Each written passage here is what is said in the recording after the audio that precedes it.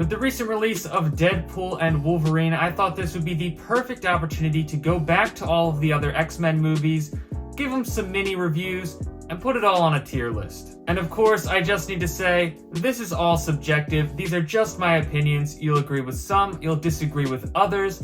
I'm just trying to have fun talking about movies. So without further ado, let's go back to the very first X-Men movie, which is aptly titled X-Men.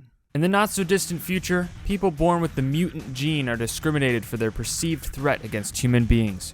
Professor Charles Xavier runs a school for mutants while secretly leading the X-Men, a group of mutants, in this case Cyclops, Jean Grey, and Storm. Joining the team are Rogue, a major departure from her comic counterpart, and Wolverine, given an iconic performance by Hugh Jackman. As the two join Professor X and the others, learning to live with their mutant abilities and finding a sense of belonging, they work together to stop Magneto, Professor X's longtime friend turned enemy, as he plans on using some crazy sci-fi technology to kill a bunch of non-mutant people. As far as X-Men movies go, it's decent. I don't think it's the best, but I still enjoy it and can't fault it too much as it's the first one of these. I think I'm going to give this one a nice, comfortable score of good. If anybody asks me about this movie, I just tell them it's good, and that's about it. I'm going to put this one in a very high B tier. X2, X-Men United? I don't know what this movie's called. Sometime after the first movie, classic X-Men character Nightcrawler tries to assassinate the president, but it turns out he was actually brainwashed by William Stryker, a high-ranking government official pulling the strings to get permission to raid the Xavier Institute. With several mutant children and the X-Men captive, the remaining X-Men go to stop them and even team up with Magneto and Mystique in the process. While the X-Men are able to stop Stryker, Wolverine learns that it was Stryker who put him through the Weapon X program that bonded adamantium with his skeleton. The day is saved in the end, but only after Jean sacrifices herself to save the rest. I feel a little bit more sad if her character wasn't just, I'm in love with Cyclops, but also Logan sometimes. Overall, I think it's pretty much on par with the first movie, maybe a little bit better. We get more X-Men, we learn more about the world. It's nice seeing good guys and bad guys teaming up, showing that characters like Magneto aren't so morally black and white. Like the first movie, I'm going to say it's good. I'm also going to put it in B tier. Not really sure if I'd say I like it less or more than the first one, so I'd say they're about equal to one another. X-Men: The Last Stand. Worthington Labs has just announced a cure for the mutant gene, suppressing the powers for anyone who chooses to take it. This creates some tension between the mutants as Magneto reforms his Brotherhood to destroy the cure and Worthington Labs, while some mutants like Rogue wish to take the cure so that they can live a normal life. Anyway, Cyclops is sad and goes to the place where Jean died, where we find that Jean is actually back, and she kills him! But it's not really Jean this time, rather her other suppressed personality, the Phoenix, who uses her powers indiscriminately to... I don't actually know what she wants. Anyway, the X-Men try to stop Jean, leading to Professor X's death. Magneto recruits Jean to work with the Brotherhood, and they all have a big battle at the end where Wolverine is forced to kill Jean to save the day. I mean, it's not the worst movie I've ever seen, but it is a major step down from the other two. On one hand, it feels like things we've seen before. On the other, it rushes storylines that have way more depth in the comics, and all in all, it just has a lot going on and doesn't really do any of it particularly well. So I'll just say it's meh. It could be worse, but it isn't that good either. I'll put it in D tier, I guess. X-Men Origins Wolverine. What was meant to be the start of a prequel franchise exploring the origins of various X-Men characters leaves us with this dumpster fire even the people who made the movie hate. This movie is supposed to tell the origin story of Wolverine, which right off the bat is kind of an issue given that one of Wolverine's appealing aspects is his mysterious backstory. But even with this movie, it doesn't reveal anything substantial we didn't already know. Logan acts exactly as he does in later movies, and we're given no reason as to why he has a conscience while his brother Sabretooth doesn't. All the stuff with Weapon X is basically what you saw and put together from X-Men 2. It doesn't work as an origin story because it doesn't explore anything new with this character, and it doesn't work as a prequel because it consistently breaks continuity with the other films. Couple that with bad CGI and poor characterization, and you just have an overall bad time. That's why I'm saying this movie is bad, and I'm putting it down in F tier. X-Men First Class. While the Origins subseries began and ended with one film, that didn't stop Fox from pumping out more prequels. Unfortunately, this one is actually good. In my mind, I like to think of this as the start of a new timeline of X-Men films, as it doesn't really fit the continuity of the previous movies, which is a problem for most of the X-Men movies. The movie follows Professor X and Magneto forming the X-Men way back in the 60s on the cusp of nuclear destruction at the hands of Sebastian Shaw, a mutant hoping to usher a new era of mutant supremacy. The movie explores the beginnings of the team and the degradation of Charles and Eric's relationship as the latter forms his mutant superior mindset, leaving the X-Men and taking Mystique along with him to form the Brotherhood of Mutants. This is definitely my favorite of the X-Men movies I've talked about so far in this video. The cast has a lot of personality, the period piece setting is unique, the performances and relationship between Charles and Eric is not only believable, but so is the way that they head down their separate paths. The music and action is great, and it's a fun time. I'm going to give this my rating of great, and I'm putting this way up in a high A tier. The Wolverine. Some years after the events of The Last Stand, we continue Logan's story as he is haunted by visions of Jean Grey and watches his past catches up with him, leading him on a journey to Japan to meet with Yashida, a Japanese soldier he once saved during World War II. Yashida reveals that Logan can save his life once again by transferring his healing factor to him somehow. In exchange, Logan can finally age gracefully as a normal human being.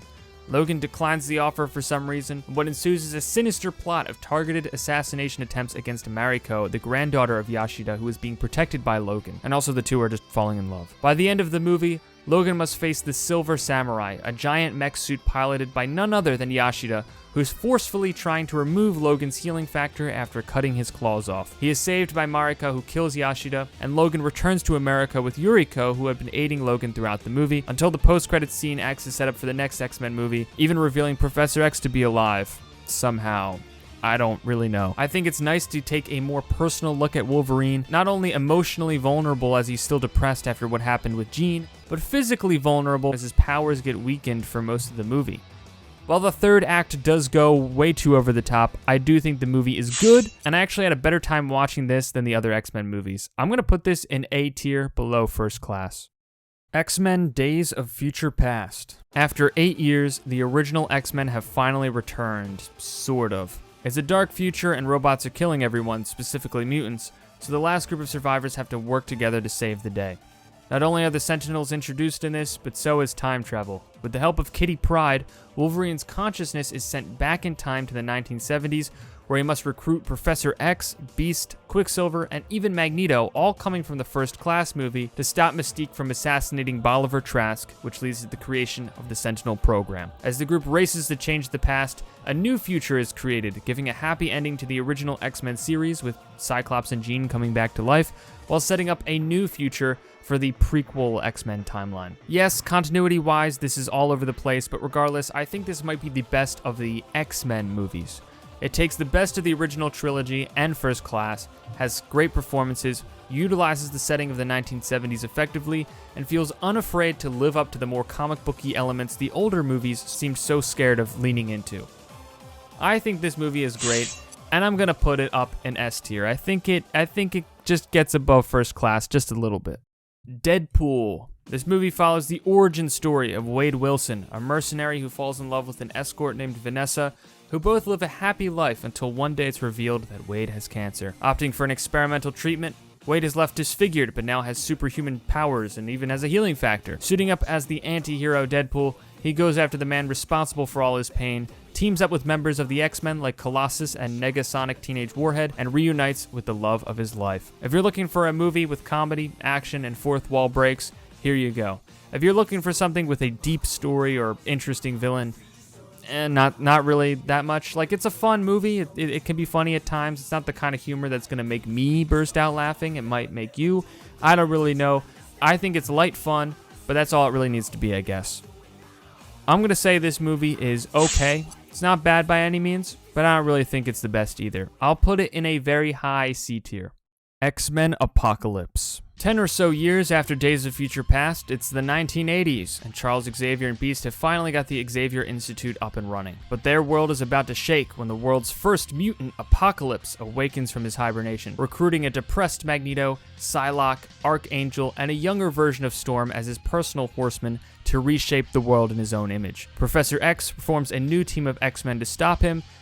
I mean, that's basically the extent of the movie. Even though it's way too long, not much interesting stuff happens. And I just don't really know what happened with this one. It feels like such a step down from the other two movies, First Class and Days of Future Past.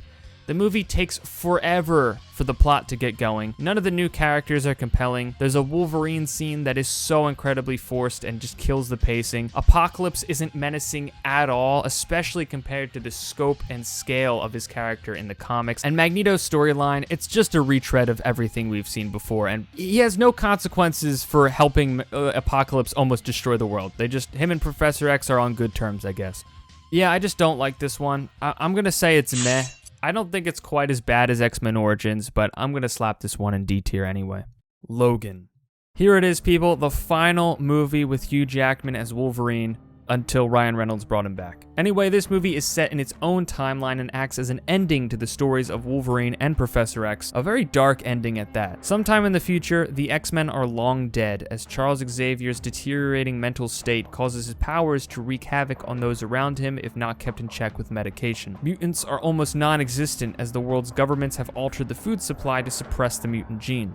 However, one group is using mutant DNA, including Wolverines, to raise an army of super soldier. The doctors at this facility try to save the mutant children, including X-23, or Laura, who is the biological daughter of Logan, but is unsuccessful. Logan and Professor X are forced on a journey to save Laura and the others from the cyborg mercenary group, the Reavers, and give these last remaining mutants a fighting chance at a normal life. Finding something worth dying for, Logan sacrifices himself for the rest of the mutants, finally living up to Professor X's dream of making a difference and allowing Laura and the others a chance to live. This movie is super dark, but that's also a good thing. Finally seeing Wolverine not held back by vulgarity or graphic violence allows this character to really go all out for his quote-unquote final appearance. I love this movie. I'm saying it's great, and I'm putting it way up in S tier.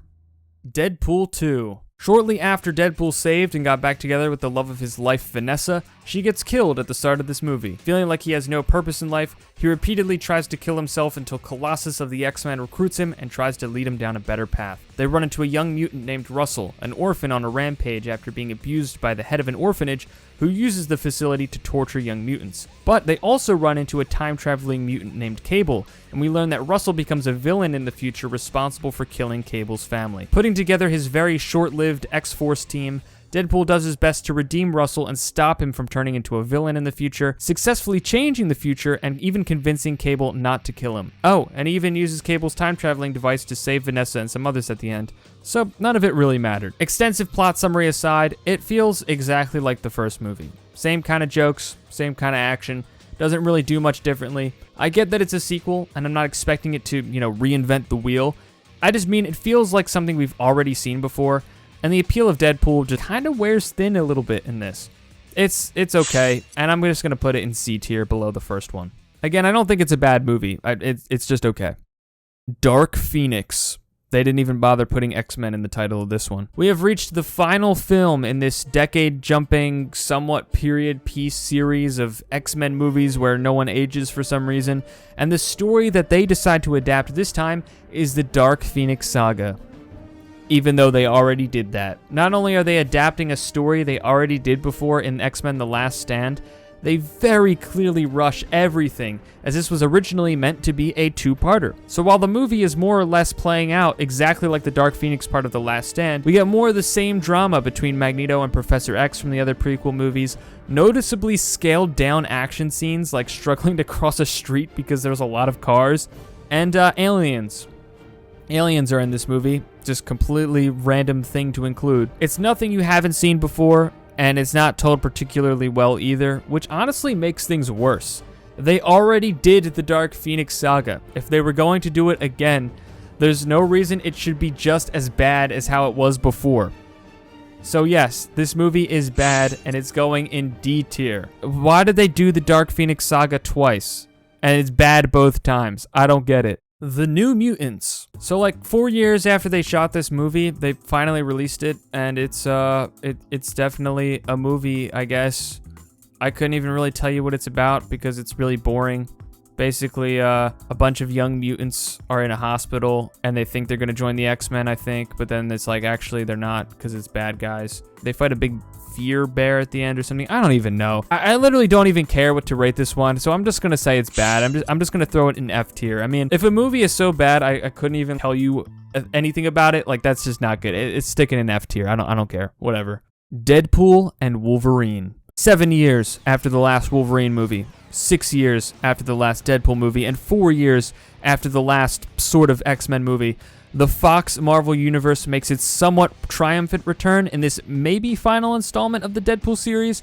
Anyway, after the events of the last movie, Deadpool is contacted by the TVA, the Time Variance Authority of the Marvel Cinematic Universe, to do some multiversal hopping things. Yeah, I'm just going to be honest with you guys.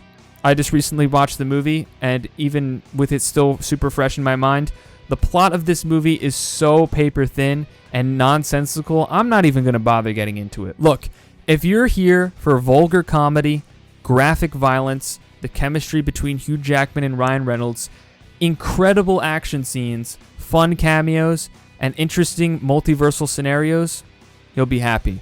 If you're hoping for a story that makes any amount of sense with more than 2 seconds of thought put into it, or them taking the characters of Deadpool and Wolverine in any new directions without just rehashing their last appearances, you'll be disappointed. But with all that being said, I did enjoy the movie. It's a fun time, but that's all it really is, and I'm okay with that. I think the movie's okay, and maybe this is recency bias, but I'll put it above the first Deadpool movie in a B tier, in a low B tier. I liked it. I did enjoy the movie. I had fun. And with that, all of the X-Men movies and Deadpool have been ranked and reviewed. I'm sure you guys have your own thoughts. You'll agree with some of the things they had to say, disagree with others. Let me know in the comments what your thoughts on these X-Men movies are, and I'll see y'all in the future as I do other kinds of videos and talk about some more movies. Until then, take care.